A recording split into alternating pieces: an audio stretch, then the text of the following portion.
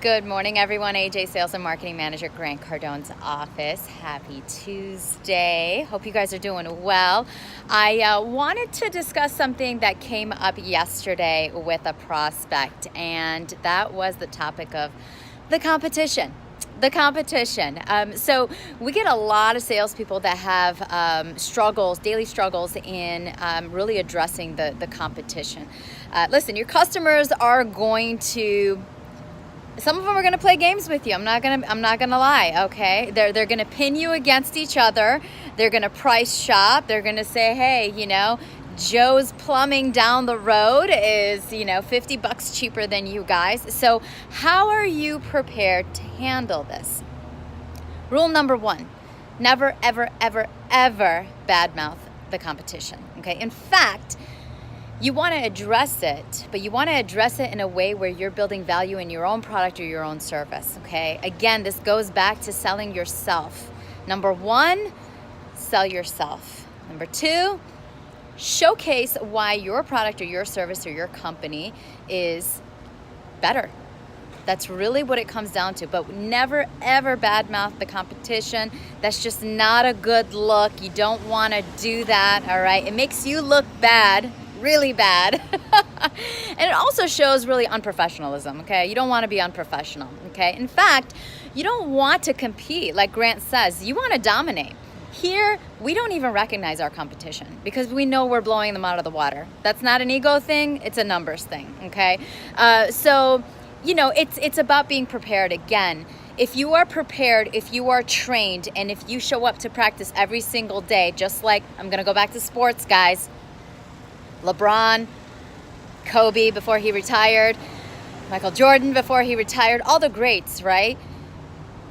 They're not worried about the competition. They're prepared. They've trained. They know what they're going to do once they get on that field, right? They're going to run the plays, and it all goes back to training. So one of the biggest things you guys want to focus on is really, again, building value in yourself, because people want to do business with people. Again, we're in the people business, right? So how do you sell yourself? Okay, so one of the things that we use here in one of the word tracks is, if the price was the same, who would you rather do business with? And they'll give you a response. Okay, why? Why else? Why else? Why else? Why else? Right? You want to get those reasons out of them, because the prospect or the customer is not going to tell you everything. We all know this, okay? You want to get down to the hidden objection. People do not buy on price, guys. I keep going back to this. Get price out of your mind. People do not buy on price, do not sell on price. You're devaluing yourself, you're devaluing your company, your product, your service. Do not sell on price. It's a myth. It's a number somebody made up. If you increase your price by $200 today, people are still going to complain. They're still going to complain. You reduce it by $200, they'll probably still complain. Okay, so do not sell on price. You want to build value. Sell yourself, number 1. Who would you rather do business with? If everything was the same, who would you rather do business with? Okay, so that's one of the work tracks. I'm not going to give you all my secrets, okay? All this stuff is inside of Cardone University. That's why we train every single day, and it really just goes back to being prepared, because a lot of salespeople, they're waiting, especially if their product or service is higher in price. Then that's an area where they stumble, right? Because the competition is cheaper, people buy on price. We come across it all the time.